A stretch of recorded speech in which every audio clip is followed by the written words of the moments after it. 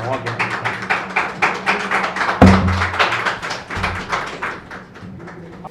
आप एक आयुर्वेद डॉक्टर भी हैं।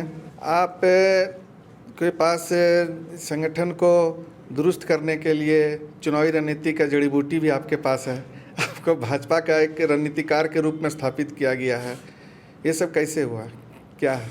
64 के स्वयं संघ का स्वयंसेवक बनकर 64 में कार्यकर्ता के रूप में काम शुरू किया और हमेशा जिज्ञासु और शिक्षार्थी बना रहा। सीखने को जहाँ से मिला वहाँ से सीखा। जहाँ तक रणनीति तर्ज का विषय है, एक रणनीति है कार्यकर्ता, वो कभी पूर्व नहीं होता। बाकी सब जैसे मौत सच है से पूर्व होना सच है, कार्यकर्ता पूर्व नहीं होता। उस पूंजी को संभाल कर रखो, उसके मन का, उसके मान सम्मान का ध्यान रखो, आपको हमेशा मार्ग आपका साफ करता चलेगा, आगे कोई दिक्कत नहीं होगी। मैं तो उस रणनीति का कार्यकर्ता हूँ। जी, आप ऐसे राज्य के प्रदेश प्रभारी बने हैं जहां पिछले विधानसभा चुनाव में की पार्टी को ज़बरदस्त शिकस्त मिली और इसके वजह से यूपीए की बहुमत वाली सरकार बनी और अब विधानसभा चुनाव आने वाला है, तो ये आप लोगों के सामने बड़ी चुनौती है, तो इसे कैसे निपटेंगे?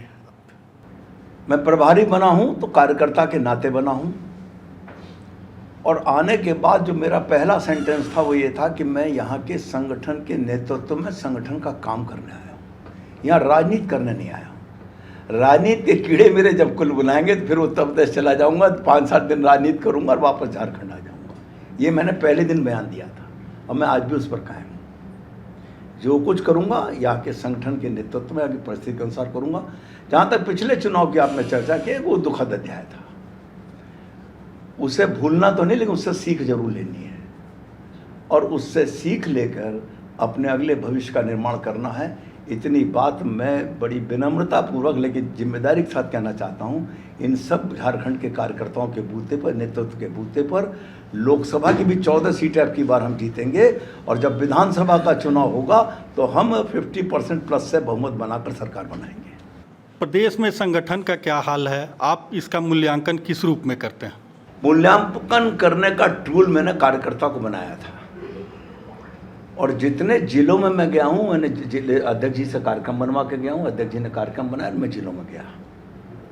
वहाँ पर संगठन के कार्यकर्ताओं से सीधी बात, किसी को संकोच हो कुछ कहने में तो पर्ची बांटता था, उस पर अपना नाम और मोबाइल नंबर लिखो और जो कहना वो लिख दो उसके ऊपर। वो सब पर्ची कलेक्ट करके मैं अपने घर ले गया।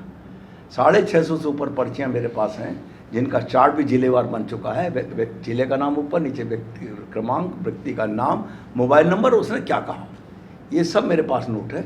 उससे बढ़िया फीडबैक नहीं दे सकता कोई। अभी उसी स्थिति में मैं हूँ नहीं कि मैं पनवाड़ी की दुकान और चाय की दुकान पर बैठ के फीडबैक लूँ।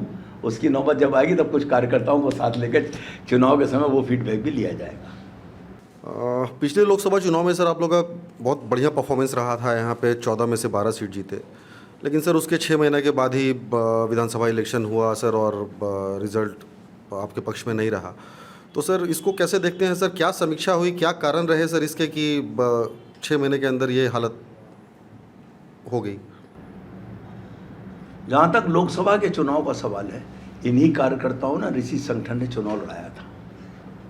लेकिन लोकसभा के चुनाव में एक प्लस पॉइंट होता है, आदरणीय नरेंद्र मोदी।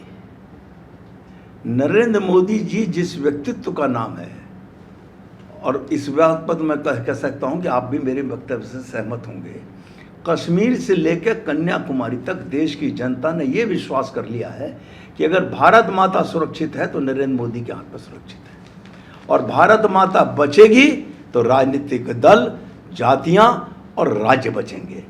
इसलिए भारत माता को सुरक्षित हाथों में देखने के लिए लोकसभा नरेंद्र मोदी के हाथ में, ये एक जो विश्वास जनता ने अर्जित किया तो उसका परिणाम है। और जहाँ तक विधानसभा का सवाल है, कुछ कठिनाइयाँ हुई होंगी, अब उन सबसे सबक लेके हमारे अध्यक्ष जी और इनके नेतृत्व में हम आगे काम करेंगे। अगला लोकसभा भी पूरा जीतेंगे, अध्यक्ष जी के नेतृत्व में विधानसभा भी जीतेंगे। पिछले विधानसभा चुनाव की बात हुई 2000, लेकिन हमें ऐसा लगता है कि अभी पार्टी उस हार से उबर नहीं पाई है। चूँकि राज्य में 5-5 उपचुनाव हुए, उसमें 4 आप हार गए, और एक उपचुनाव हुआ तो वो जीते, वो भी तब जब आजसू और भाजपा का गठबंधन रहा, तब आप जीत पाए। तो क्या आपको लगता है आगे भी ऐसा रहेगा क्या? देखिए, उभरने की बात जो आपने की है, 4 हार के बाद 1 जीत है ना, उसी नेतृत्व के अंतर्गत है जीत वो। और ये एनडीए गठबंधन तो हमारा था, दिल्ली में एनडीए गठबंधन है।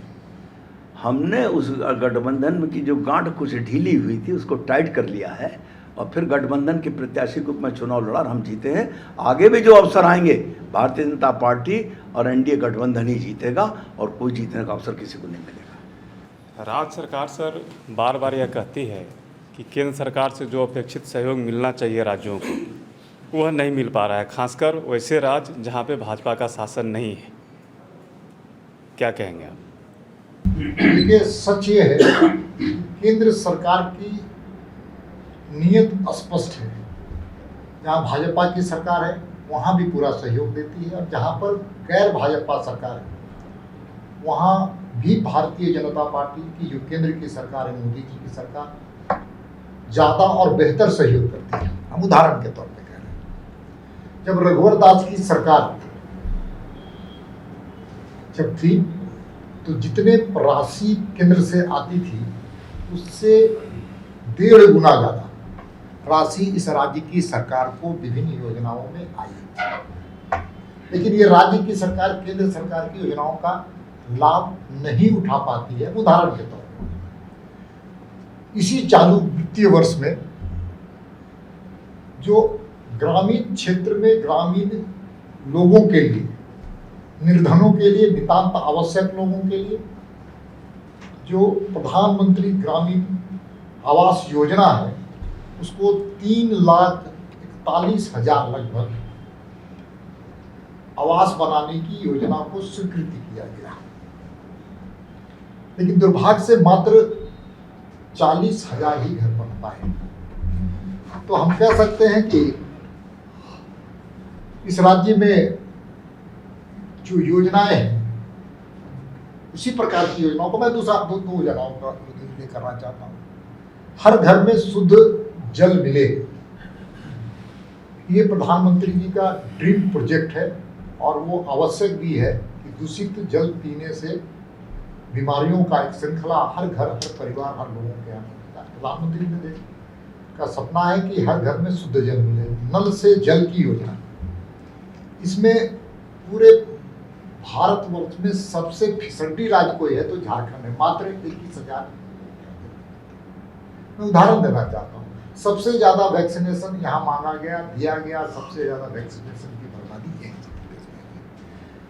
केंद्र सरकार ने जो बजटों का, आप मेरे पास आंकड़े हैं, उन आंकड़ों का भी उल्लेख कर सकते हैं कि हर वित्तीय वर्ष में ये जो इनके 3.5 साल के शासनकाल में है, अब तक जितने केंद्र सरकार के जो वित्तीय सहयोग, चाहे वो सहायता निधि हो या ऋण के माध्यम से हो, सभी चीज़ों में वित्तीय सहायता देने का भरपूर प्रयोग किया, लेकिन राज्य की सरकार उसका उपयोग नहीं कर रही है। उदाहरण के तौर पर डीएमएफटी फंड का, ये डीएमएफटी फंड बहुत बड़ा ऐसे योजना है प्रधानमंत्री नरेंद्र मोदी जी के द्वारा, जो हमारे यहाँ मिनरल्स एरिया है वहाँ पर उनकी सोशल सेक्टर में वो खर्च किया जाए। लेकिन दुर्भाग्य से आप सब आपकी अखबारों में हम लोग पढ़ते हैं, और सच है कि प्रभात के खबर के अखबारों का एक एक अक्षर का मैं पाठक हूँ।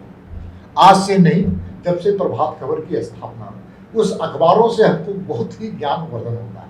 उसी में डीएमएफटी फंड को हमको जान करके आश्चर्य हुआ कि डीएमएफटी के फंड का मात्र 10 से 12% खर्च हुआ। तो इसलिए केंद्र की सरकार की योजनाओं का लाभ यहाँ पर नहीं ले पा रही है राज्य की सरकार। राज्य सरकार लटकाने, अटकाने और भटकाने की काम कर रही है। प्रभातखबर.com, विश्वास वही, रफ्तार नहीं।